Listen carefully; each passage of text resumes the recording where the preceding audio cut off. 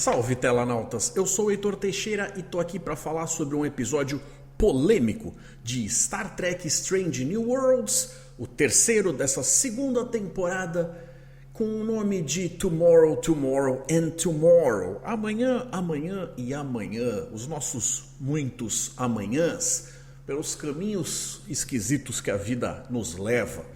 Eu vou começar o vídeo aqui falando para vocês de forma bastante abrangente as minhas opiniões gerais, que eu quero fazer comentários a respeito de algumas coisas. Quando eu for fazer os comentários que tem spoilers, podem ficar tranquilos que eu aviso vocês. Então, eu diria que tem dois jeitos da gente analisar esse episódio. O primeiro deles é a gente ver ele como sendo uma série de ficção científica que foi entregue de forma limpa e nova pra gente, como se nunca tivesse feito parte de nada.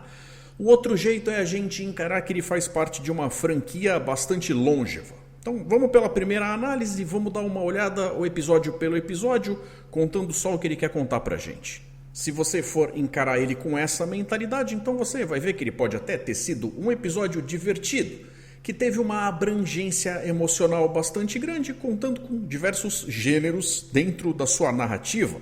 Teve ação, teve comédia, teve drama, teve aventura, teve suspense e teve até um pouquinho de romance. Então dá pra dizer que eles passearam por diversas coisinhas para fazer um episódio bastante completo. Agora, será que ele foi completo com o que ele se propôs a contar em primeiro lugar? Porque ele foi tão cheio de coisa que ele teve inclusive a oportunidade de expandir um pouco uma ideia que foi plantada lá atrás, na série Enterprise. E sem ser um grande spoiler, digamos que foi sobre a Guerra Fria temporal. Mas com certeza aquilo que eu creio que seja o mais importante da temática do episódio é quando ele fala sobre as bifurcações das possibilidades e a gente acaba tendo que pesar os valores que a vida tem em seus desdobramentos. Será que uma vida vale mais que outra? Isso de certa forma lembrou um pouquinho o episódio Tuvix lá de Voyager, apesar do jeito que a história é contada não ter nada a ver. Mas esta partícula de ideia eu acredito que possa ser dito que é compartilhada pelos dois episódios. No fim das contas, uma coisa com desdobramentos tão importantes acaba sendo resolvido de forma emocional ali na base de uma escolha feita em cima do amor. Não necessariamente um amor romântico, mas o amor entre duas pessoas que têm um laço bastante forte, o que acaba selando o destino de todo o universo, pode-se dizer, em cima de uma escolha bastante pessoal e possivelmente arbitrária. Agora, se a gente for pensar que esse episódio, dentro dessa temporada, dentro dessa série, faz necessariamente parte de uma franquia com pelo menos meio século de existência, a gente vai chegar nas comparações inevitáveis e aí começa a ficar aquele negócio de que talvez nem todo mundo concorde. Porque a gente acaba caindo nas coisas, eu coloquei aqui nessa lista. Tem as inconsistências no cânon, tem as comparações com o que veio antes, que como eu disse são inevitáveis, tem a relevância para as próximas gerações, tem simplificações ou soluções forçadas, reciclagem de ideias, inconsistência interna dentro das ideias do episódio e ainda mais sujeira para a timeline.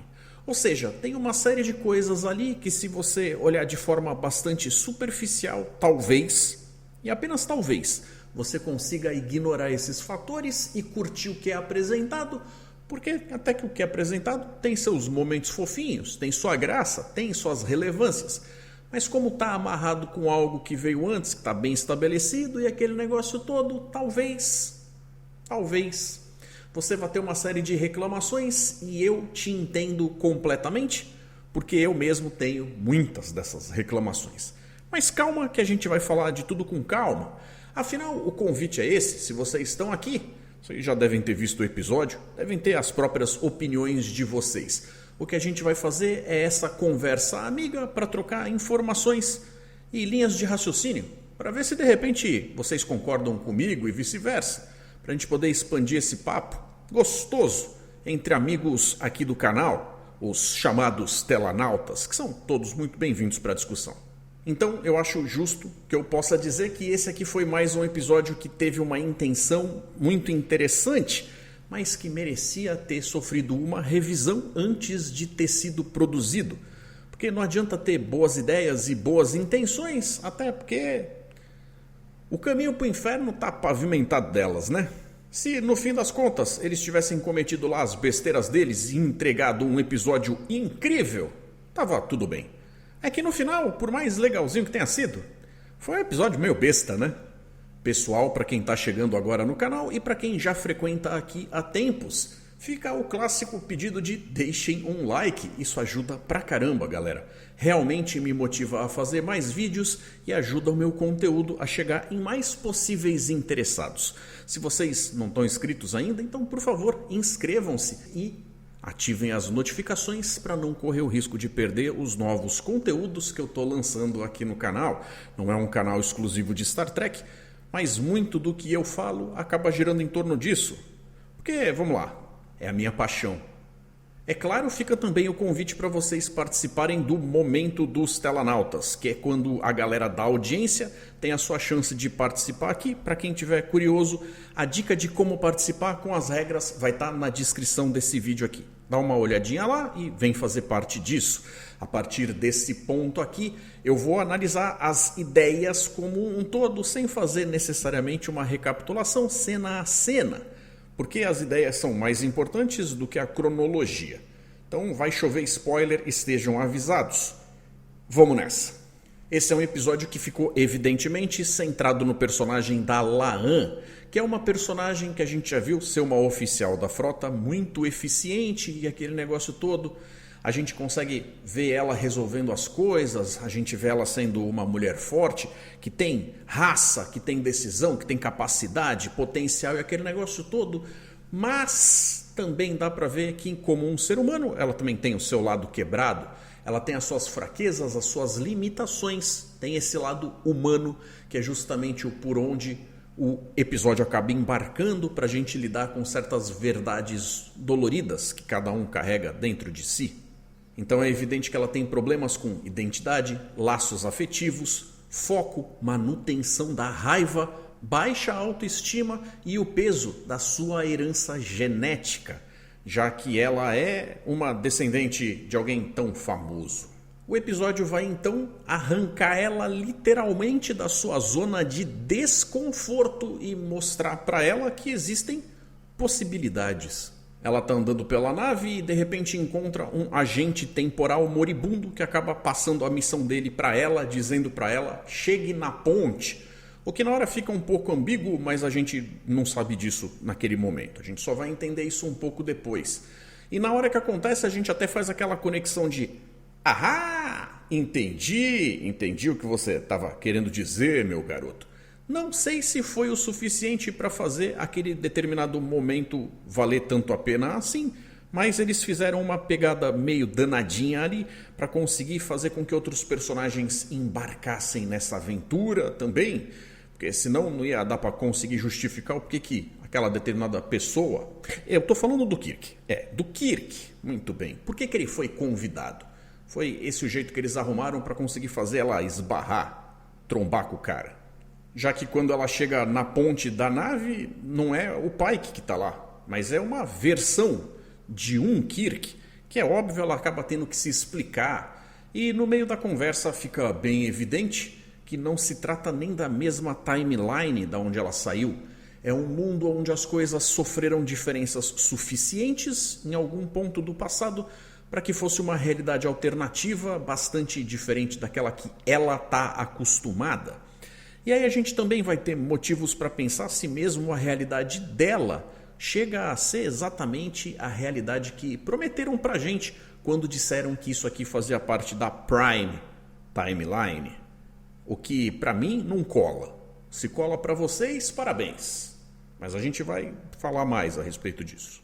Nessa realidade em que esse Kirk existe e é o capitão dessa nave, a gente tem uma Terra que não necessariamente se desenvolveu fazendo parte de uma federação, de uma frota estelar. É outra parada. Na época que estava saindo algum material promocional, a gente chegou a ver ele com aquele uniforme que, a bem dizer, é exatamente a mesma coisa que a gente está vendo o pessoal usar nessa série, mas com uma insígnia diferente. o que levantou aquela lebre de que na época da missão de 5 anos, as 12 naves da classe Constitution que foram lançadas, cada uma, em teoria, deveria ter a sua própria insígnia, então tinha muita gente apostando que aquela provavelmente ia ser a versão da insígnia da Farragut, justamente a nave aonde ele serviu antes de se tornar o capitão da Enterprise. Mas não foi esse o caso. Aquela é uma insígnia de algo que nem tem a ver com a frota, já que aquilo é uma realidade alternativa. O que de certa forma me incomoda um pouco, e eu vou falar sobre isso de forma mais extensa, mas não era nem para eles terem usado os mesmos personagens, os mesmos uniformes e com certeza não o mesmo cenário. Vocês repararam que essa é a segunda vez que o Paul Wesley faz uma versão não oficial do Kirk nessa série? A última vez foi no último episódio da temporada passada. A gente viu algo ali que seria um Kirk que veio de um lugar que não deveria ter acontecido por causa das interferências, por causa de toda uma série de coisas que o Pike acaba participando, e a gente vai ter cada vez mais motivos para entender que isso aqui é uma grande colcha de retalho de realidade temporal. Meio que de forma reservada, então, o Capitão Kirk e a La'an acabam batendo um papo sobre o que está acontecendo. Ela conta para ele, tentando tomar cuidado para não contar mais do que devia, porque a essa altura do campeonato talvez nem ele devesse ser arrolado nesse processo. Mas como as coisas aconteceram de uma forma que ela não teve lá muita escolha, eles acabam trocando uma conversa lá que fala a respeito da diferença mais essencial entre aqueles dois mundos. O que está fazendo muita gente perder a paciência com os escritores, já que eles tocam em assuntos políticos e aparentemente a galera não está conseguindo se ater à história contada, mas a toda a motivação que os escritores da vida real colocam em cima, a sua carga de visão de mundo em cima da coisa ali, como se em algum momento tivesse sido lá muito diferente. O que eu vejo como diferente é que antes a visão dos caras que escreviam não incomodava tanto. Mas de qualquer forma sempre teve algum grau de opinião ali. O que talvez fosse melhor feito era o lance de não tentar esfregar nada na sua cara de uma forma definitiva. Pelo menos, talvez eles tentassem fazer isso de um jeito que deixassem margem para dois lados da mesma moeda serem ouvidos. E vou admitir que isso me agradava mais numa série de aspectos. Mesmo que talvez algumas das coisas que estejam sendo ditas agora casem mais com a proposta de universo, segundo a minha opinião. Eles acabam então voltando no tempo para um lugar frio pra caramba. Eles descobrem que vão ter que arranjar um jeito de matar a fome, se agasalhar e arranjar um abrigo. Até para conseguir ter tempo de respirar, parar para pensar e pensar o que eles vão fazer para resolver essa situação que eles quase que literalmente caíram de paraquedas. Como nessa época, que é segunda metade do século XXI, em uma data não lá muito bem especificada, ainda se usa dinheiro. Eles acabam fazendo uma coisa que teve lá sim um pezinho em algo compatível com o canon, que foi o Kirk jogando xadrez para poder fazer umas apostas e angariar ali alguns dólares. O que eu acho é que eles acabaram fazendo isso de uma forma um pouco exagerada, porque a quantidade de dinheiro que a gente entende que ele conseguiu ganhar talvez tenha sido demais para um jogo de xadrez no parque com pessoas en passant, que talvez sejam fãs do xadrez, mas que não necessariamente representem aí pessoas que sejam grandes apostadoras e tal, porque na verdade quando ele começa a gastar essa grana, pouca não foi não, viu? Realmente. E se você está se perguntando o que tem a ver o Capitão Kirk jogando xadrez, tava lá ele vencendo do Spock, que é um computador humano, basicamente, no episódio piloto de TOS.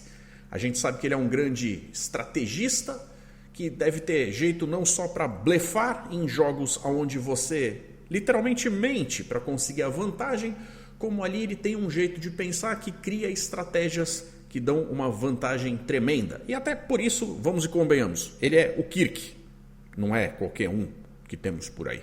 Uma das primeiras coisas que eles fazem é conseguir roupas de um jeito que meio que foi o que deu para arrumar. Não acho nem que eles tenham ficado orgulhosos, mas na hora de encher as pancinhas, ele vai lá, compra o cachorro quente, e eu não vou conseguir evitar a piadinha quinta série, mas é quando ele oferece a salsicha para ela.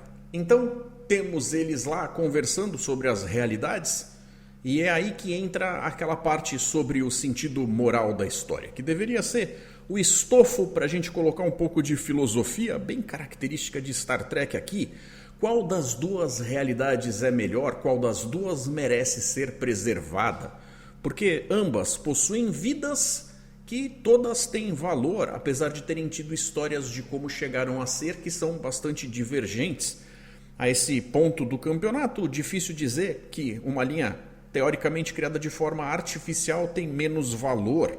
Até porque existem formas e linhas de raciocínio que dizem que você consegue justificar qualquer coisa se você tiver uma noção de linha do tempo elástica. Se você pensar que você, de repente, tem aquele exercício mental do trilho do trem, que se você virar para um lado, você faz o trem atropelar apenas uma pessoa, salvando um grupo maior, você pode dizer, pois é, você salvou mais gente para defender uma, mas aquela uma pessoa poderia ser o inventor da cura do câncer. Ou se não foi o cara que criou a cura do câncer, pode ser o tataravô de alguém que salvou a humanidade, que nos deu alguma coisa gigante lá atrás. Então, se você começar a jogar esse negócio colocando como se, a partir do momento em que você tem os fins justificando os meios, é só você esticar esse fim bem mais lá para baixo que você consegue justificar qualquer coisa. E se a gente tem essa linha de raciocínio de que vidas de pessoas que estão mais próximas a nós não necessariamente deveriam valer mais do que a vida de quem está distante da gente em termos geográficos, pensar que a distância talvez não seja aqui, física, mas temporal, deveria ser mais ou menos a mesma coisa. As nossas atitudes de agora vão afetar a vida de alguém lá na frente. Eu sei, é um bocado de coisa para pensar, mas nerd tá aí para isso. Senão a gente acaba sendo só um consumidor passivo daquilo que estão jogando na nossa cara e para isso a gente assiste qualquer outra porcaria. Não precisa ser sci-fi que promete que vai entregar alguma coisa interessante pra gente. Não é verdade? Ao longo do episódio a gente descobre que o Kirk só decide de fato embarcar, já que ele tinha inclusive falado para ela que do ponto de vista dele, todas as pessoas que ele gosta, todas as pessoas que ele conhece, são da linha do tempo dele, que ele deixaria de existir, que ele deixaria de ter toda uma série de relevâncias de pessoas que circundam a vida dele se ele ajudasse ela. Então, talvez o que ele devesse fazer fosse simplesmente cruzar os braços e ficar quietinho esperando a hora de descobrir como voltar para casa. Mas quando ele descobre que na linha temporal dela, o irmão dele ainda está vivo, a gente tem aquele negócio do elo emocional afetivo entre pessoas e o amor acaba definindo a escolha dele do porquê que a linha do tempo dela é de alguma forma melhor. É uma decisão tomada apenas com o coração e de longe não tem nada a ver com o romance que eles vêm tentando desenvolver ao longo do episódio entre os dois. É uma coisa que tem muito mais a ver com sangue, tem muito mais a ver com família. Coisa que também vai acabar tendo a ver com a história dela, já que sangue e família tem tudo a ver com a La'an. Seguindo algumas pistas, eles acabam descobrindo que tem lá uma teoria da conspiração que vai desacelerando o progresso e a evolução humana em termos tecnológicos, o que afasta a gente cada vez mais de alcançar as estrelas com alguma autonomia que coloque a gente como a espécie focal, central de uma federação que vai juntar uma série de outras espécies para colaboração mútua, o que é de interesse, obviamente, de um tipo muito específico de alienígena. Os Romulanos, que estão envolvidos aí nessas atitudes de guerra fria temporal, já que eles próprios não podem fazer algo de forma tão agressiva porque eles não devem mudar a história deles. E se eles fizessem um ataque aberto, deixava de ser uma guerra fria, que só é fria porque não deu certo, porque se desse certo era uma guerra quente. Sem ter equipamentos para conseguir se guiar e ter vantagens tecnológicas aqui nesse tempo, ou daqui a algum tempo, já que é no futuro para nós, mas ainda assim não tão distante, eles não têm um tricorder. E para conseguir encontrar as coisas que eles precisam para tentar resolver esse mistério aí em mãos, eles precisam da ajuda de uma engenheira. E quem é que já estava morando aqui no planeta Terra nessa época que a La'an pode tentar trocar uma ideia? Eles tinham falado a respeito da longevidade de uma tal Lentanita, que inclusive tinha uma base de operações para colocar suas bugigangas, já que ela era uma acumuladora, a tal da Pélia, que eles vão atrás para conseguir convencer a ajudar eles a resolver as coisas com algo que acaba não passando muito de uma technobabble, que, diga-se de passagem, também não super me convenceu. Foi o suficiente para servir ali como uma espécie de bússola, mas do jeito como eles usaram, eu não sei se eu concordo plenamente, e fica mais uma daquelas coisas que a gente é obrigado a engolir para deixar a trama seguir para frente, porque se a gente vai cobrar coerência de cada detalhe dos roteiros que têm sido entregues para a gente nas últimas encarnações de Trek, a gente acaba ficando bastante decepcionado. Não que eu não esteja, mas eu tento peneirar um pouco de alguma coisa boa ali no meio, porque também nem tudo é de se jogar fora. Pelo menos eu prefiro acreditar nisso. A ironia toda é que a tal da Pélia ainda não é uma engenheira. Talvez até tenha sido influenciada por causa desse contato aí da galera que vai procurar e conta. Somos pessoas que sabem quem você é e que a gente precisa de ajuda e tá aquele papo todo. O que acaba fazendo com que ela acabe assumindo um papel parecido ali com o peso do que tem a Guinan. Não dá pra não lembrar. Só se a pessoa não manjar nada de Star Trek mesmo. De qualquer forma, a outra pergunta que fica é: teria sido o Matusalém alguém da mesma espécie que essa mulher aí? Já que lá pro Requiem para Matusalém a gente vê um alienígena que tinha basicamente as mesmas características que ela. Seria uma amarração até que bastante válida. Não sei se vão voltar a tocar nesse assunto. Para tentar justificar algumas coisas que acabam acontecendo com essa proximidade entre a La'an e o Kirk, eles colocam inclusive Kaolá uns momentos meio cuti-cuti, umas coisinhas fofinhas, meio bonitinhas, que de novo também não me convenceram muito, porque estão querendo que eu acredite que o pozinho de pirlim-pim-pim do Sr. Kirk é tanto que qualquer fêmea que chega perto dele fica hipnotizada. Por mais que ela já tenha demonstrado que, de repente, lidava muito bem sem isso e estava tudo certo. Mas aqui parece que rola uma hipnose. É o feromônio que ele espalha no ar que deixa todo mundo muito doidão. Inclusive homens, que o respeitam, o temem ou o admiram de uma hora para outra. Estranho. Dentre esses momentos que eles acabam dividindo, tem lá, inclusive, quando ele está trocando de roupa, quando ele mostra uma parte daquele físico escultural de deus grego. Ironia. Ela olha e já fica toda assanhadinha, tentando se conter e tal. Mas quem estava de olho aberto enquanto viu o episódio, viu que ela já olhou ali com aquela cara de...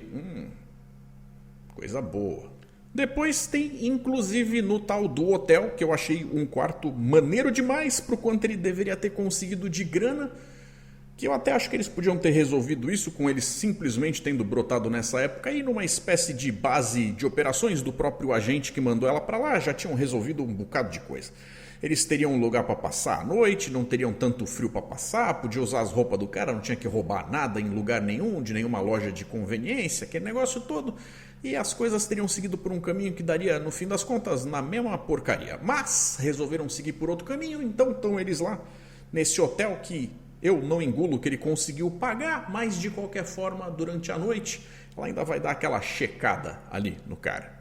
Que como é um cavalheiro, só olha com aquela cara de... o que aconteceu? Mas, entre os Ks e os Las, Khan! Não é que uma versão do Kirk acaba pegando uma versão de uma suposta neta do Khan, seu maior inimigo? Irônico. A desculpa do relógio, então, como eu falei, não chegou a me convencer lá muito, mas eles precisavam de uma forma de detectar o caminho para o tal do reator, que, segundo o que eles sabem, deve explodir. Então, essa é a bússola.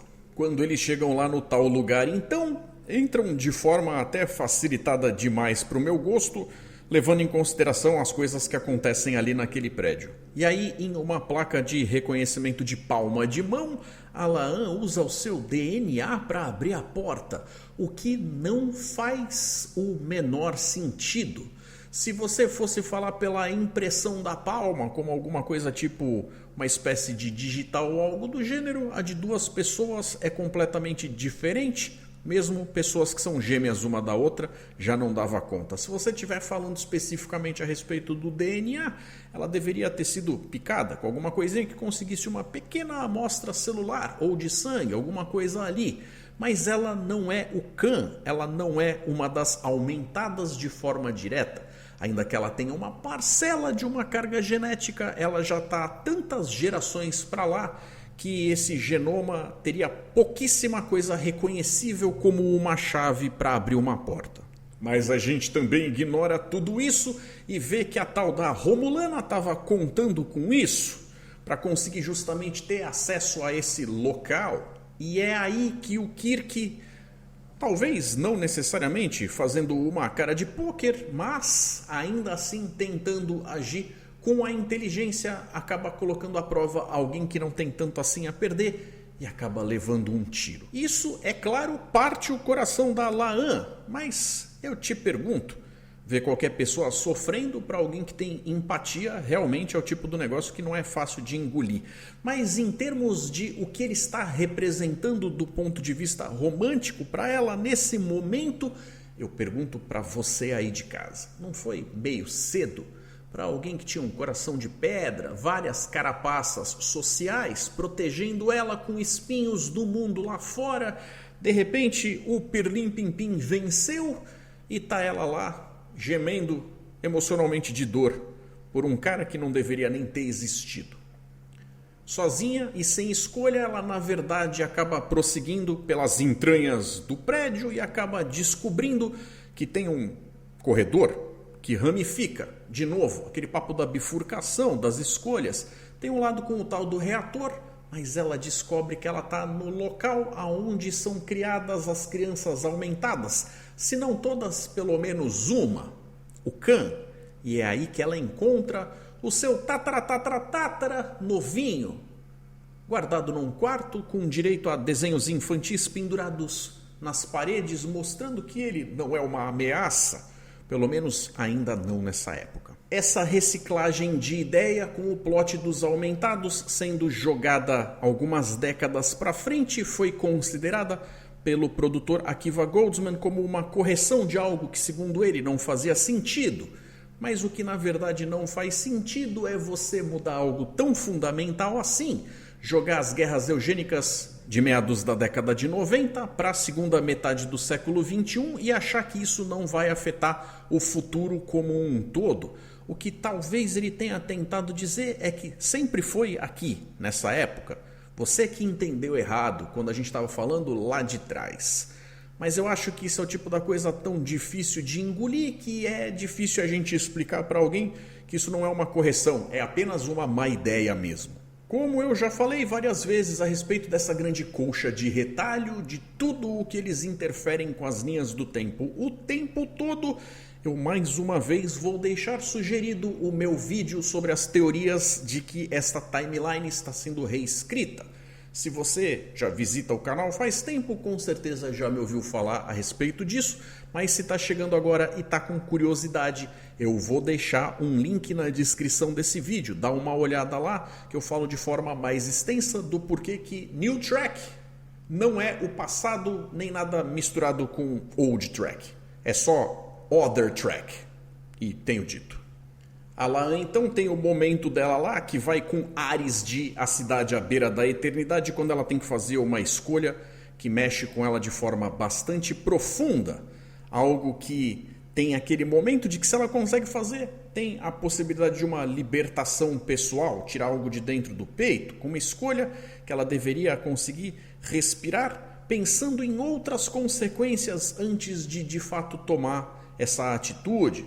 Você, por exemplo, mataria Hitler se você tivesse condições de encontrar com ele enquanto ele era pivete? Eu sei que isso fica até um pouco clichê ao se falar desse episódio, porque são muitas coisas que você vai ver muitas pessoas que estão fazendo reviews falando. O problema é que é tão óbvio que se eu não falar, eu vou estar deixando esse vídeo menos completo, e não é o que eu quero fazer.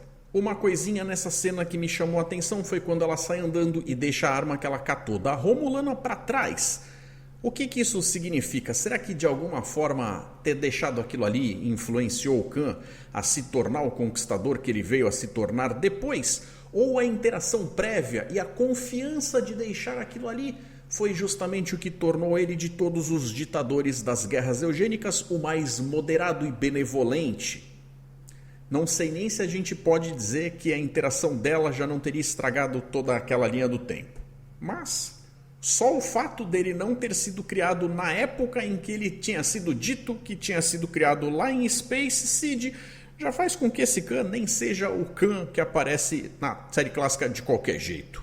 Se você acha que é o mesmo, desculpe, mas eu não concordo. Veja, se nós estivéssemos falando de uma fecundação que acontece em outro momento, as chances de serem o mesmo óvulo com o mesmo esperma já seriam diminutas e provavelmente não gerariam a mesma pessoa de forma alguma. Se nós estivéssemos falando, por exemplo, de um embrião que já estivesse feito, já estivesse formado, de alguma forma preservado e que não tivesse sido gestado ainda, você até pode dizer que é exatamente a mesma matriz genética, mas só o fato dele ser criado em circunstâncias tão diferentes já fariam com que lá na frente ele não tivesse tido a mesma vivência e muito possivelmente não teria feito as mesmas escolhas, não sendo assim a mesma pessoa. Exercendo o direito de ser nerd mais uma vez, vou recomendar um vídeo que explica, é muito bacana para você que gosta de pirar o cabeção com conceitos bastante densos, científicos, que não são fantasiosos, e se você fala inglês também, apesar de eu achar que deve ter com legenda, vou deixar a recomendação para vocês assistirem o vídeo explicando as 10 dimensões, que é um vídeo que não é para todo mundo, e se você não conseguir acompanhar, não se sinta mal. É porque é difícil mesmo. Mas este vídeo, que não é curto e é denso pra caramba, ajuda a entender outras tantas coisas que acontecem em episódios como esse, por exemplo, aonde, se você me perguntar, pessoas que tivessem uma coisa lá atrás, no passado, alterada, provavelmente viveriam em situações diferentes o bastante. Para, como eu falei, não dá para usar nem os mesmos cenários, nem as mesmas pessoas que tem numa realidade serem as que aparecem em outra. Isso fica mais fácil de justificar num universo espelho, porque, como o nome diz, é um espelho. Seria algo que correria em paralelo, que por mais que você tente mudar uma coisa aqui e outra ali, tem lá uma espécie de mão do destino que cuidaria para que as coisas acabassem seguindo por um caminho de uma forma ou de outra. Quando a gente fala sobre uma alteração no tempo feita tantos séculos antes, as chances de você ter lá um Kirk vivendo numa realidade alternativa, numa dimensão paralela, não são nulas, mas estão tão distante que quase beiram um ridículo. Que afinal de contas isso aqui não é Rick and Morty. Quando ela retorna para o tempo dela, ela, com uma constatação até rápida, percebe que está tudo do jeito que deveria ser. Tudo igual, menos ela. Que dali para frente não vai ser a mesma pessoa que ela era antes. É aí então que ela recebe a visita da agente temporal, que fica muito satisfeita e grata por ela ter completado a tal missão do agente, mas mesmo vendo que ela está quebrada ali, precisando de um colo, precisando de um abraço, não liga lá muito para isso, com aquela cara de não é problema meu, e de uma forma quase arrogante acaba indo embora. O que eu achei interessante nessa cena é que eles deram uma pincelada a mais em um assunto que já não é a primeira vez que acontece na franquia, mas nunca se aprofundaram de fato, que é o lance de você ter a polícia do tempo, os agentes do tempo, a guerra fria temporal e aquele negócio todo, o que não necessariamente faz com que toda essa galera faça parte da mesma organização, mas fazem parte desse mesmo lado de Star Trek, que tem a ver com pessoas que vão de um lado para o outro nas timelines, tentando mais ou menos manter as coisas ali dentro de um certo eixo, parecido lá com a AVT, que aparece lá no Loki. Agora, uma pergunta que fica, e eu gostaria da resposta de vocês aí de casa é: será que o fato dessa história ter envolvido o Khan necessariamente atrelou esse tal destino para poder fazer a história ser vivenciada do ponto de vista da La'an? Será que não tinha outra pessoa para resolver isso aí? Ou será que de repente foi só coincidência mesmo? Você acredita em coincidências? Agora, dizendo uma pequena alteração que eu acho que faria esse episódio, com ainda a mesma estrutura de história, ficar melhor, na minha ótica, é que eles não deveriam ter envolvido o Kirk nem a Enterprise. Até porque, para falar a verdade, eu sei que para eles deve ter sido irresistível misturar uma versão do Kirk com uma história que envolve o Khan, mas isso é reciclagem barata. Eles podiam com certeza ter contado uma história tão válida quanto sem a presença dele. E, na minha ótica, esse tal outro capitão, no qual ela do nada, a La'an, apareceria na nave, já que ela foi arrancada da realidade dela, num cenário que com certeza não seria o da Enterprise, porque se não existe frota, eles não teriam essa nave. Eu sei que eles até reutilizam cenários por motivos de orçamento, mas não fui eu que escolhi contar essa história. Então eles podiam muito bem ter colocado uma outra pessoa que, ao invés de ter aceitado participar, porque descobre que o seu irmão está vivo, poderia descobrir, por exemplo, que na realidade dela, ele não é o último da sua galera, da sua raça, da sua etnia, da sua patota ou talvez até da sua dinastia, como queira. O episódio teve sim alguns momentos bacanas que foram mais leves, com pequenas pitadas de humor, mas para ser franco para vocês, cenas com o Kirk dirigindo, por exemplo, foram 100% dispensáveis e fizeram algumas coisas acabar caindo meio que no ridículo. Sem falar que eles terem encontrado a Pélia nesse tempo foi a mesma coisa que encontrar uma agulha num palheiro, para no fim das contas servir de uma forma que eles podiam ter arranjado uma outra solução, de repente até ter ido para essa época com um tricorder. O simples fato de querer colocar essa personagem lá para poder dizer que aproveitaram ela, aquele negócio todo, não me convenceu e na real eu acho que prejudicou a historinha que eles estão contando. Óbvio que ainda tem o próprio plano romulano, que no fim das contas ficou no mínimo muito caricato. E se a gente começar a cutucar, a gente vai encontrar vários furos de por que isso não foi daquele jeito e por que aquele outro negócio não foi daquele outro jeito.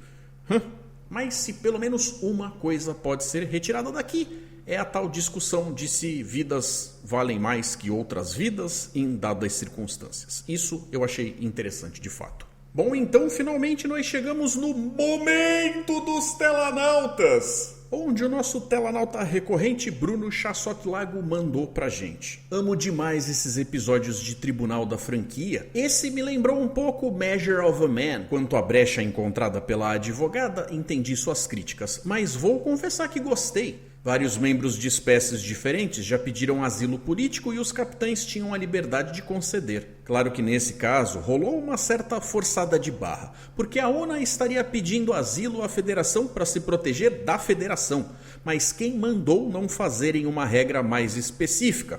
Além do roteirista, claro. Brunão, episódios assim acabam correndo o risco de precisarem de uma mãozinha mais pesada na hora de escrever para conseguir superar alguns problemas que foram os próprios roteiristas que resolveram colocar lá. Se eles fazem um negócio sem muito percalço, o episódio fica sem graça, porque parece que o problema não era grande o suficiente para merecer a nossa atenção enquanto espectadores. Mas também quando eles começam a jogar coisa demais, nem toda solução que vai ser criada para aquilo vai convencer sempre. Eu estou 100% preparado para de vez em quando usar um pouco da minha suspensão da descrença para poder curtir o algo maior que é entregue. É que nesse caso em particular, algumas dessas coisas talvez tenham prejudicado um pouquinho a própria mensagem que eles escolheram passar. Mas também vou admitir que, entre tantos, foi um episódio muito acima da média e que eu não achei ruim em primeira análise. E tivemos também o José Aguiar que mandou pra gente. Parabéns pela review, gostamos muito do episódio, eu e minha esposa, carregado de drama e que ao meu ver nos minutos finais vimos o que realmente a humanidade passou ou passará para superar seus dogmas e preconceitos. Adoro quando há um episódio desse tipo. Pena que não tivemos em Deep Space Nine, pelo menos não me lembro de nenhum. Continue assim, vida longa e próspera. É isso aí, José. Bons episódios são aceitos e bem-vindos em qualquer série. Se eles continuarem fazendo coisas que tenham o grau de qualidade que eles colocaram nesse episódio do Tribunal, eu vou ficar satisfeito por ter muito pouco para reclamar. O problema é que a gente já tem tanto para reclamar que eu tenho lá minhas dúvidas. A Bia Loquim fez um comentário também, vamos conferir. Eu gostei do episódio, embora eu esteja mais empolgada para Subspace Rhapsody e que particularmente gostaria de que tocassem nem que fosse o instrumental de Bohemian Rhapsody. A produção da série que lute para pagar os direitos autorais. Agora, Bia, essa última parte da frase que você escreveu aqui, eu vou pedir desculpa, mas eu realmente não compreendi 100% o que você quis dizer. Entendi que você ficou com alguma dúvida em relação ao júri. Se for isso, a resposta que eu tenho para dar é: o assunto era um assunto de direitos civis sendo julgado dentro de um tribunal militar, que é a tal da corte marcial. Então tem algumas coisas que foram moldadas para caber aqui no episódio que não refletem exatamente o como essas coisas funcionam na vida real, mas a leitura do como elas acontecem desde a série clássica, dentro desse universo. Já que lá em corte marcial a coisa também tinha seguido por esse caminho, aqui o que eles fizeram foi só dar continuidade. É o tipo da coisa que é um julgamento feito por pares enquanto militares, mas não necessariamente por pessoas isentas. Espero que tenha sido isso. Já o Gervásio mandou: eu amei esse episódio, mesmo se teve erros ou não. Isso é o que eu gosto em Star Trek, pois nele podemos fazer uma analogia com o nosso mundo real e seus problemas sobre uma outra ótica, e realmente eu acredito que eles estão reescrevendo a linha do tempo, como o Heitor falou na sua teoria de linha do tempo sendo alterada. Pois numa suposta utopia esse tipo de situação não existiria. Gervásio, muito obrigado inclusive por puxar a sardinha para o meu lado, mas ainda acho que são coisas diferentes. Eu imagino que essa aqui não seja a mesma timeline que lá atrás, por motivos que estão espalhados com pistas muito claras desde há muito tempo. Mas de qualquer forma, eu diria que não é que não aconteceriam coisas assim numa utopia, é que em uma utopia você imagina que a gente sempre vai conseguir alcançar o resultado mais justo. E se ele não for alcançado de primeira, a galera não vai desistir. Esse é o lado bom. Temos também o retorno do Kazakamatsu, que comentou pra gente: Star Trek original tem sempre um episódio assim. Em particular na série clássica tem o episódio duplo The Menagerie. Acho que para economizar em cenários e pessoal, onde Spock é julgado por violar diretrizes da Federação na posição de primeiro oficial. Coincidentemente, a posição que a Una ocupa na Enterprise capitaneada pelo Pike. O episódio está muito apegado à justiça americana, que é outra linha de cultura jurídica. Deste modo, para espectadores de outro país, é um episódio incompreensível para um leigo comum e ainda mais brasileiro. Principalmente da cultura jurídica brasileira, que é de outra linhagem, que é derivada da romana. Portanto, o episódio é mal apreciado para o público. Há outros episódios em que tenta explorar as culturas jurídicas de outras civilizações, camufladas em tradições ou até mesmo formais. Para mim, foi um bom episódio. Pois é, Kazakamatsu, tem esse negócio de que culturas diferentes têm formas diferentes, inclusive, de encarar a justiça. Teve um episódio lá da primeira temporada da Nova Geração que quase quiseram matar o Wesley. E aí a galera resolveu que primeira diretriz é o cacete, é o escambau. Isso daí não é justo e a gente não vai deixar acontecer. Até porque primeira diretriz é muito bonitinho no papel, mas no fim das contas a gente vê que seguir mesmo de forma estrita é bastante difícil. Então há de se entender que tem algumas coisas aqui que vão levantar essas dúvidas, essas questões, mas é para isso que a gente tem a ficção científica, não é mesmo? Bom, com isso então a gente cobriu os comentários da galera sobre os eventos e as suas opiniões do episódio passado, o episódio do Tribunal da Una. Também acho que nesse episódio aqui consegui cobrir as coisas que eu achava mais relevantes, apesar de não serem tantas assim as que merecem ser dignas de nota, e se a gente for ficar comentando das coisas que colocam a gente menos satisfeito, pelo menos eu, a gente vai passar um tempão comentando sobre coisas aqui, seus porquês, comos, quandos e ondes, que eu não sei se é tanto do interesse de vocês, até porque com certeza esse vídeo já está longo. Eu gosto de me aprofundar em certas coisas e sei que vocês dessa audiência linda também gostam desse lado mais intelectual para poder viajar em ideias. Muito obrigado por vocês terem acompanhado até aqui. Vejo vocês no próximo vídeo para falar sobre outros aspectos interessantes do mundo do sci-fi, da cultura pop, da fantasia. Muito obrigado, galera. Um forte abraço e até mais.